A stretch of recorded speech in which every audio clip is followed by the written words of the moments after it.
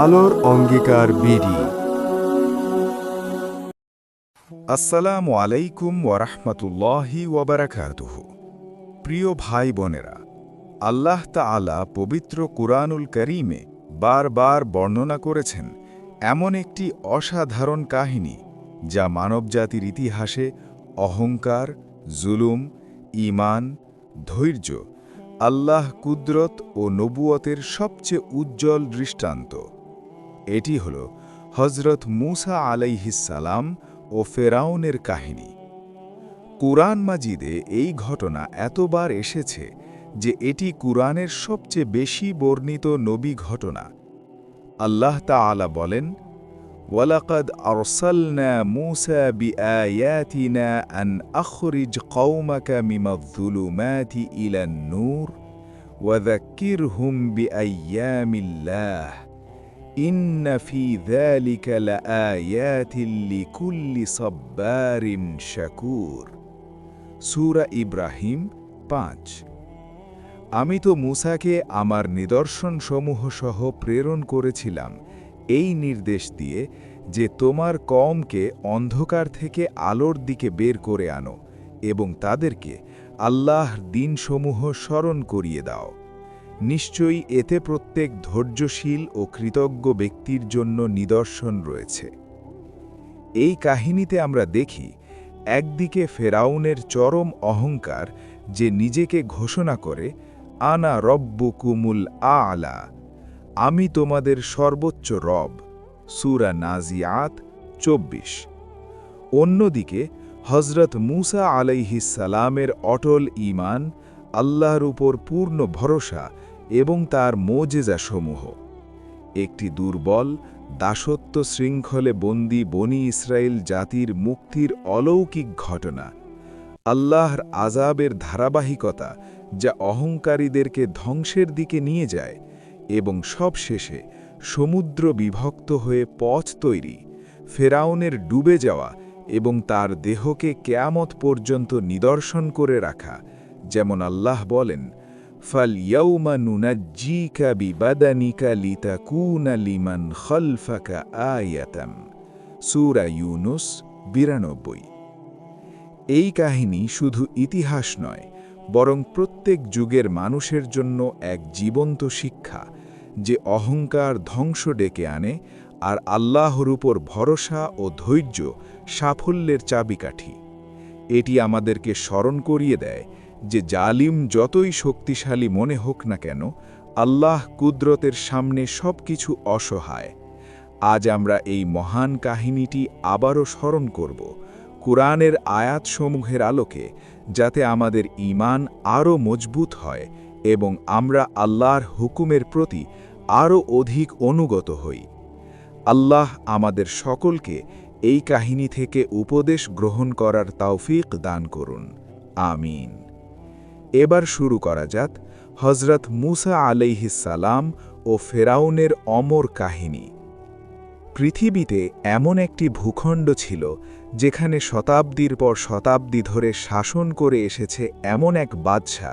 কুরআন বলছে সে শুধু দেশের রাজাই ছিল না, বরং নিজেকে জনগণের খোদা বলে দাবি করেছিল।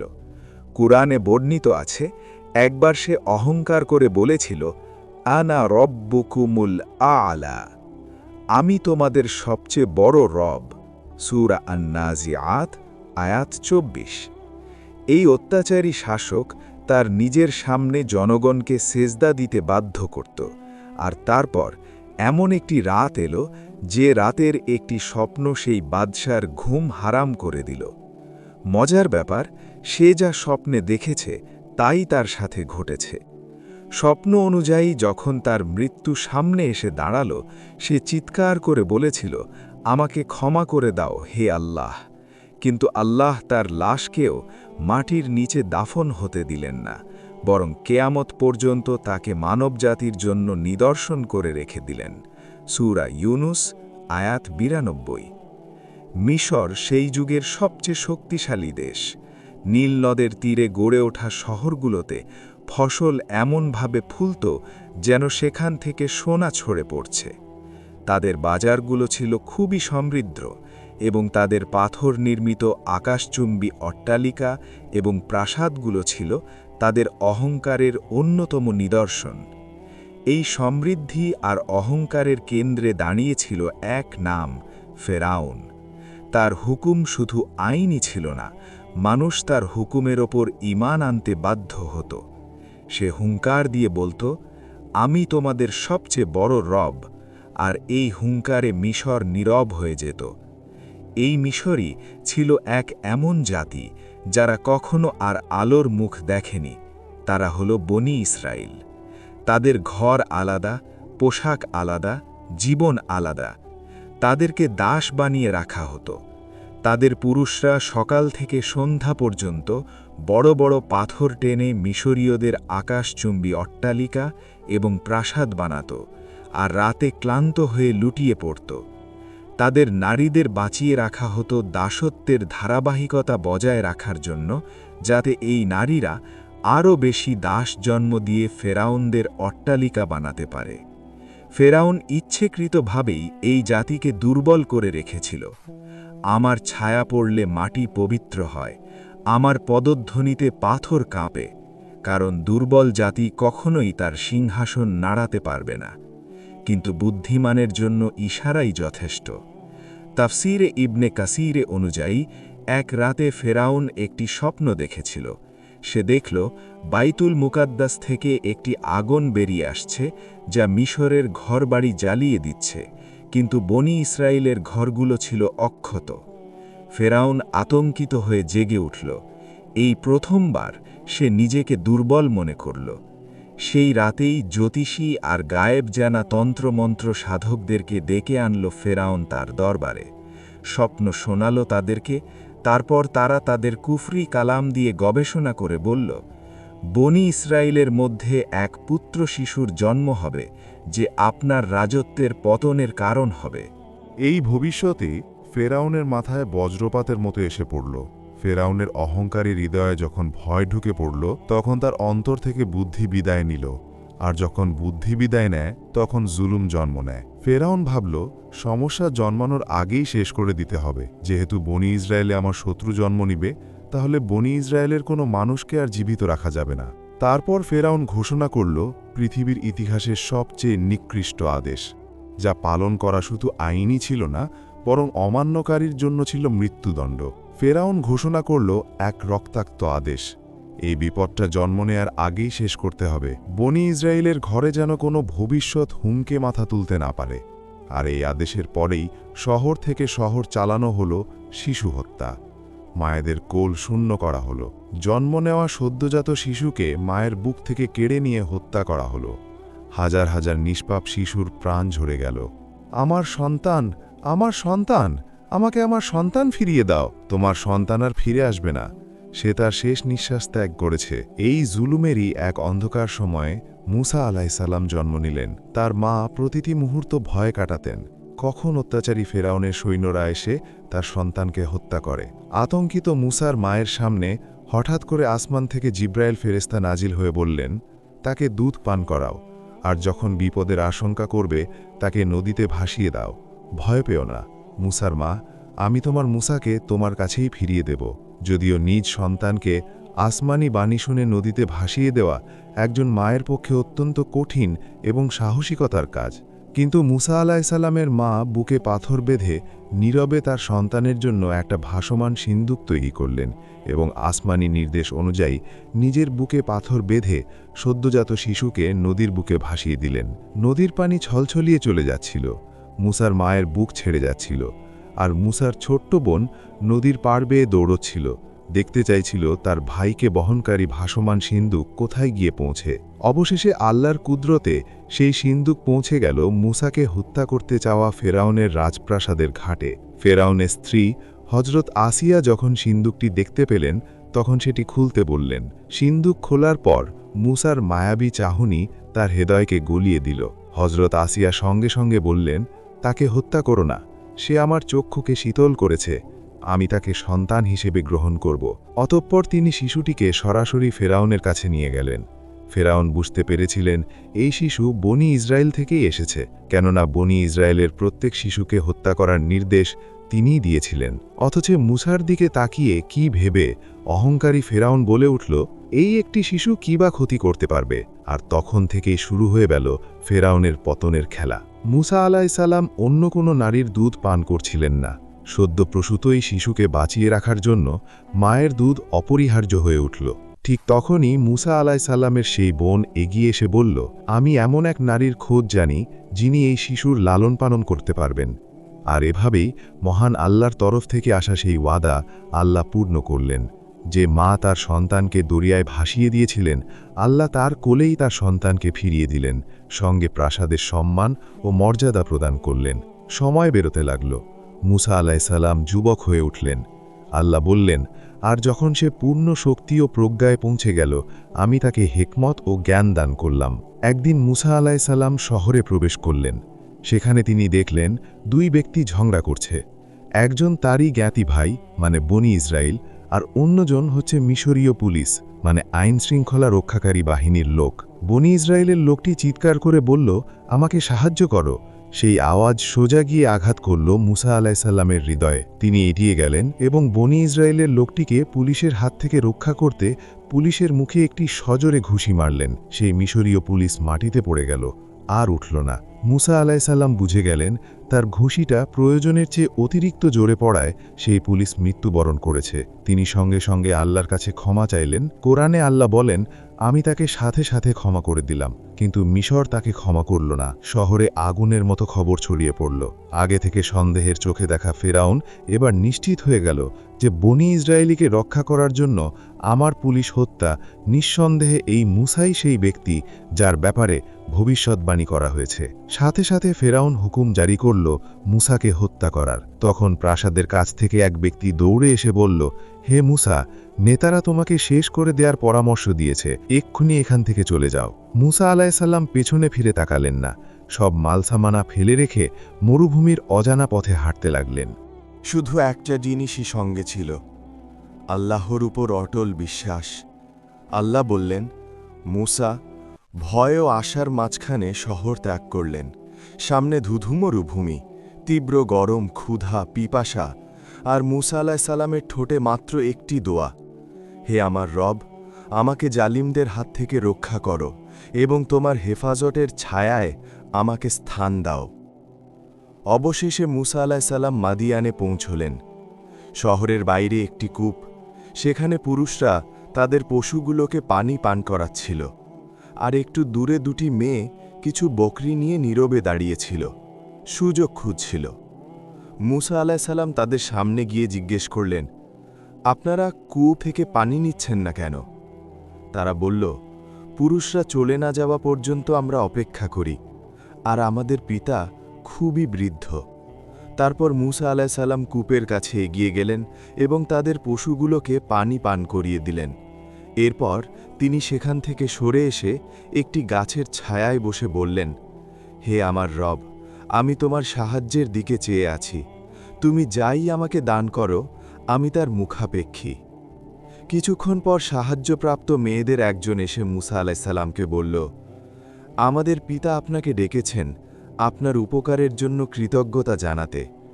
সেই বৃদ্ধ ছিলেন শুয়াইব আলাইসাল্লাম। অধিকাংশ মুফাসসিরের মতে মুসা আলাইসাল্লাম শুয়াইব আলাইসাল্লামকে তার পুরো ঘটনা শোনালেন। শুয়াইব আলাইসাল্লাম বললেন, ভয় পেও না, এখন তুমি জালিমদের হাত থেকে নিরাপদ। শুয়াইব আলাইসাল্লামের বড় কন্যা বাবার কানে কানে বলল, আব্বা, একে কাজে রেখে দিন, তিনি চরিত্রবান ও শক্তিশালীও বটে।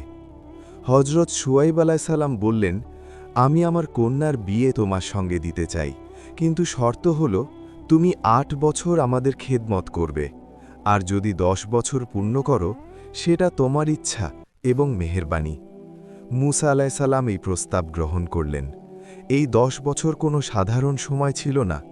এই সময় তার কাজ ছিল ভেড়া চড়ানো, নিঃসঙ্গতা, ধৈর্য আর আল্লাহর রহমতের প্রত্যাশা। মিশরের রাজপ্রাসাদের এক রাজপুত্র এখন এক সাধারণ রাখাল, আর আল্লাহ এভাবেই নবী তৈরি করেন। যখন সেই সময় পূর্ণ হল, মুসা আলাইসাল্লাম তার স্ত্রীকে সঙ্গে নিয়ে মিশরের দিকে রওনা হলেন। রাতের শীতল মরুভূমিতে মুসা আলাইসাল্লাম ও তার স্ত্রী হাঁটছে। হঠাৎ মুসা আলাইসাল্লাম দূরের পাহাড়ে একটি আলো দেখতে পেলেন। তিনি তার স্ত্রীকে বললেন, তুমি এখানেই থাকো, আমি আগুন নিয়ে আসছি, অথবা পথ সম্পর্কে কিছু জেনে আসি। কিন্তু সেই আলো আগুন ছিল না। যখন মুসা আলাইসাল্লাম কাছে গেলেন, একটি আওয়াজ ভেসে এলো, হে মুসা। মুসা আলাইসাল্লামের শরীর কেঁপে উঠল। অদৃশ্য শব্দটি আবার বলে উঠল, ভয় পেও না, আমি তোমার রব। তোমার জুতো খুলে ফেলো, তুমি পবিত্র তুয়া উপত্যকায় অবস্থান করছ। আমি তোমাকে নবী হিসাবে নির্বাচিত করেছি। অতঃপর অদৃশ্য থেকে মহান আল্লাহর বাণী এলো, ফেরাউনের কাছে যাও, সে সীমা লঙ্ঘন করে ফেলেছে।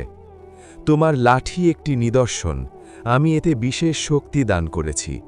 মুসা আলাইসাল্লাম তার হাতের লাঠিটি মাটিতে ফেলে দেওয়া মাত্রই তিনি দেখতে পেলেন এটি একটি দানবীয় সাপে রূপান্তরিত হয়েছে।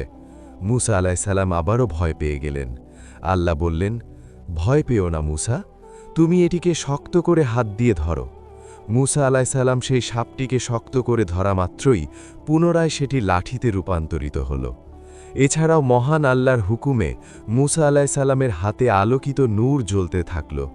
আল্লাহ বললেন, যাও, ফেরাউন অহংকারী হয়ে গিয়েছে, হয়তো সে ঈমান আনতে পারে।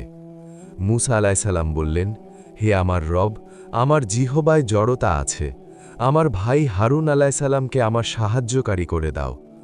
আল্লাহ বললেন, তোমার দোয়া কবুল করা হয়েছে।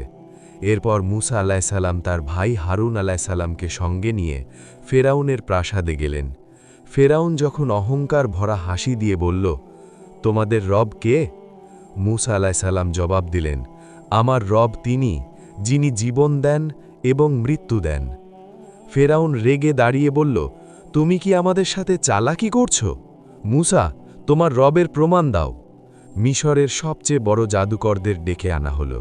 তারা দড়ি ছুঁড়ে দিল, আর মানুষের চোখে সেগুলো সাপ বলে মনে হতে লাগল। মানুষের হৃদয় কেঁপে উঠল। কিন্তু মুসা আলাইসাল্লাম শুধু তার লাঠি তুললেন এবং মাটিতে রেখে দিলেন। সেই লাঠি একটি বাস্তব বিশাল সাপে পরিণত হল, আর সেই সাপ জাদুকরদের বানানো সব সাপ গিলে ফেলল।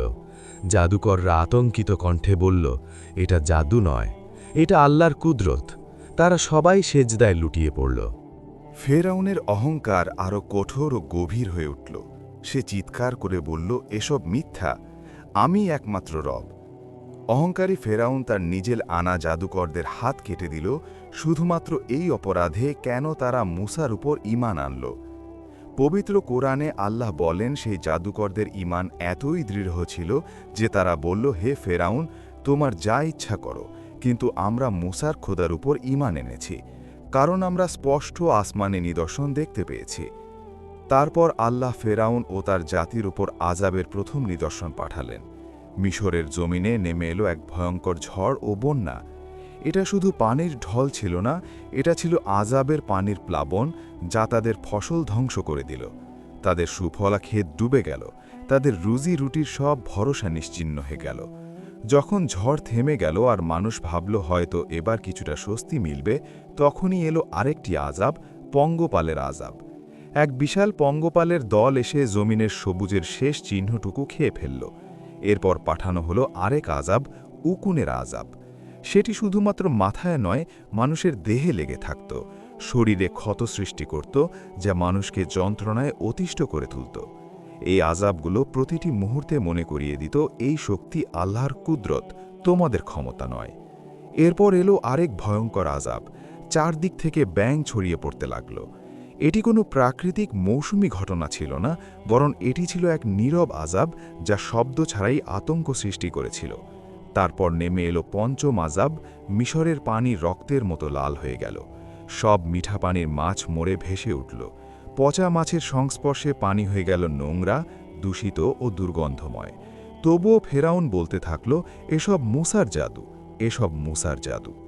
কোরআনে আল্লাহ তাআলা ফেরাউনের উপর পাঠানো এইসব আযাবের কথা উল্লেখ করেছেন। আর এসবের মধ্যে শুধু আযাবই ছিল না, বরং মুসা আলাইহিস সালামের মুজেজাও অন্তর্ভুক্ত ছিল। আযাবের পর আযাবে যখন ফেরাউনের জাতি বিপর্যস্ত, এরই মধ্যে হঠাৎ এক রাতে আল্লাহর তরফ থেকে নির্দেশ এলো, মুসা আলাইহিসাল্লামকে আল্লাহ বললেন, রাতের বেলায় নিজ জাতিকে নিয়ে মিশর ছেড়ে বেরিয়ে যাও। মুসা আলাইহিসাল্লামের জাতি নীরবে নিজেদের প্রয়োজনীয় মালামাল গুছিয়ে নিয়ে দাসত্বের শেকল ছেড়ে রওনা হল। ফেরাউনকে মোকাবেলা করার মতো তাদের কাছে তেমন কোনো কিছুই ছিল না।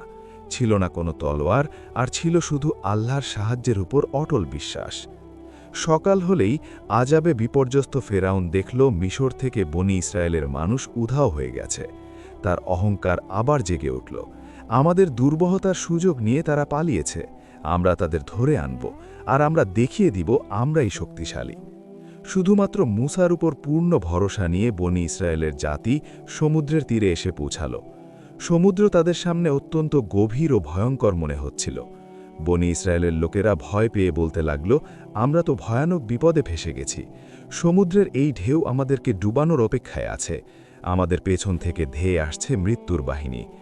মুসা আলাইসাল্লাম বললেন, কখনোই না, আমার রব আমার সঙ্গে আছেন, তিনি আমাদের নিশ্চয়ই পথ দেখাবেন। আল্লাহ মুসা আলাইসাল্লামকে আদেশ দিলেন, হে মুসা, তোমার লাঠি দিয়ে পানিতে আঘাত করো। মুসা আলাইসাল্লাম আল্লাহর আদেশ মেনে নিজের হাতের লাঠি দিয়ে সমুদ্রের পানিতে আঘাত করলেন। পানি দুই ভাগে বিভক্ত হয়ে দুই পাশে উঁচু প্রাচীরের মতো দাঁড়িয়ে গেল, আর মাঝখানে প্রস্তুত হয়ে গেল একটি শুকনো পথ। মানুষ চিৎকার করে উঠল। বনি ইসরায়েলের ঈমান আরও মজবুত হয়ে গেল, আর তারা সেই পথ ধরে চলতে শুরু করল। মুসা এটা কিভাবে করল? এটা আল্লাহর কুদরত, তিনি চাইলে সবই করতে পারেন। ইতোমধ্যে ফেরাউন ও তার সেনাবাহিনীও সমুদ্রের তীরে পৌঁছে যায়। ফেরাউন এসে সমুদ্রের মাঝখানে তৈরি হওয়া অলৌকিক রাস্তা দেখে বলল, এটাও মুসার জাদু। ভয় পেও না, এমন রাস্তা তো আমরাও তৈরি করতে পারি, আমাদেরকে কেউ থামাতে পারবে না। সে তার ঘোড়া আর সৈন্যদের নিয়ে পানির মাঝখানে তৈরি সেই বিশাল আকৃতির দেয়ালের ভিতরে ঢুকে পড়ল। তার অহংকার এতটাই গভীর ছিল যে সত্য প্রমাণিত হওয়ার সব নিদর্শন দেখেও সে মানতে রাজি হল না। যখন বনি ইসরায়েলের শেষ মানুষটি সমুদ্র পার হয়ে গেল, আল্লাহ হুকুম দিলেন, পানিকে আবার মিলিয়ে দাও, সমুদ্রের রাস্তা বন্ধ করে দাও। আর ঠিক তখনই পানি ঘরের ছাদের মতো ধসে পড়তে লাগল। দানবীয় ঢেউ চারদিক থেকে ফেরাউন আর তার বাহিনীকে ঘিরে ফেলল। প্রতিটি ঘোড়া, প্রতিটি সৈন্য, সবাই সমুদ্রের অতল গহ্বরে ডুবে গেল। যখন ফেরাউনের ডুবে যাওয়ার শেষ মুহূর্ত এসে গেল, তখন ফেরাউনের চোখ খুলে গেল। সে তৎক্ষণাৎ বলে উঠল, আমি ঈমান আনলাম সেই রবের উপর যার উপর বনি ইসরায়েল ঈমান এনেছে। কিন্তু সেই সময় আর তার ঈমান কবুল করা হলো না। আল্লাহ বললেন, আজ আমি তোমার দেহকে রক্ষা করব, যাতে কেয়ামত পর্যন্ত মানব জাতির জন্য তার নিদর্শন হয়ে থাকে। হজরত আসিয়া রাদিয়াল্লাহু আনহা, যিনি ছিলেন ফেরাউনের স্ত্রী, পবিত্র কুরআনে তার উল্লেখ রয়েছে। তিনি নিজের ঘরের মধ্যেই ফিরাউনের চরম অত্যাচার ও অহংকারের পরিবেশে থেকেও গোপনে আল্লাহর হুকুমে ঈমান এনেছিলেন। তিনি নিজেকে সর্বদা এবাদতের মাধ্যমে হেফাজতে রেখেছিলেন। আল্লাহ তাআলা তার জন্য জান্নাত প্রস্তুত করে রেখেছেন এবং তাকে মুমিন নারীদের মধ্যে একজন উত্তম আদর্শ হিসেবে উল্লেখ করেছেন। এই ঘটনা প্রমাণ করে যে দুনিয়ার সবচেয়ে বড় অহংকারী, সবচেয়ে শক্তিশালী ও অত্যাচারী ব্যক্তিও শেষ পর্যন্ত মৃত্যুর কাছে পরাজিত হয়। কোনো ক্ষমতা, কোনো সিংহাসন, কোনো সম্পদ আল্লাহর হুকুমের সামনে টিকে থাকতে পারে না।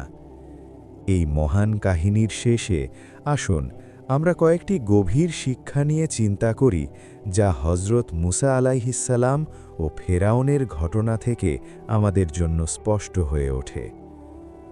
অহংকারই সবচেয়ে বড় ধ্বংসের কারণ। ফেরাউনের মতো শক্তিশালী, সমৃদ্ধ ও প্রভাবশালী ব্যক্তিও যখন বলে উঠল, আনা রাব্বুকুমুল আলা, তখন সে নিজের সৃষ্টিকর্তাকেই অস্বীকার করল। আল্লাহ বলেন, ইন্নাল্লাহা লা ইউহিব্বু মান কানা মুখতালান ফখুরান। নিশ্চয়ই আল্লাহ এমন ব্যক্তিকে পছন্দ করেন না যে অহংকারী ও দম্ভী। সূরা নিসা ৩৬। অহংকার মানুষকে অন্ধ করে দেয়, সত্য দেখতেও দিতে চায় না। আজও যারা নিজের ক্ষমতা, সম্পদ, জ্ঞান বা অবস্থান নিয়ে অহংকার করে তারা ফেরাউনের পথেই চলছে। আল্লাহর উপর ভরসা বা তাওয়াক্কল সবচেয়ে বড় শক্তি। হজরত মুসা আলাইহিসসালামের কাছে কোনো সেনাবাহিনী, অস্ত্র বা রাজনৈতিক ক্ষমতা ছিল না, ছিল শুধু আল্লাহর উপর অটল বিশ্বাস। সমুদ্রের সামনে দাঁড়িয়ে তিনি বললেন, কাল্লা ইন্না মাইয়া রব্বি সায়াহদিনী, কক্ষনো না, আমার সাথে আমার রব আছেন, তিনি আমাকে পথ দেখাবেন। সূরা আশ-শুআরা ৬২। আর সেই ভরসাই সমুদ্রকে ২ ভাগ করে দিল। আমাদের জীবনেও যখন সব দিক থেকে অসম্ভব মনে হয়, তখন আল্লাহর উপর ভরসা রাখলে তিনি অসম্ভবকে সম্ভব করে দেন। জুলমের শেষ পরিণতি ধ্বংস। ফেরাউন যতই শক্তিশালী হোক, তার জুলুম, শিশু হত্যা, দাসত্ব, অত্যাচার সব কিছুর শেষ হল সমুদ্রের অতলে। জালিমের জন্য আল্লাহর আযাব অবশ্যম্ভাবী, হয় দুনিয়াতে নয়তো আখেরাতে, কিন্তু জুলুম কখনো চিরস্থায়ী হয় না। ধৈর্য ও দোয়ার মাধ্যমে মুক্তি আসে। হজরত মুসার মা যখন সন্তানকে নদীতে ভাসিয়ে দিলেন, তখন তিনি আল্লাহর ওয়াদার উপর ভরসা করেছিলেন। বনি ইসরায়েল দীর্ঘ দাসত্ব সহ্য করলেন, কিন্তু দোয়া ছাড়লেন না। আল্লাহ বলেন, ওয়াস্তাঈনু বিসসাবরি ওয়াসসালাত, ধৈর্য ও নামাজের মাধ্যমে সাহায্য চাও। সূরা বাকারা ৪৫।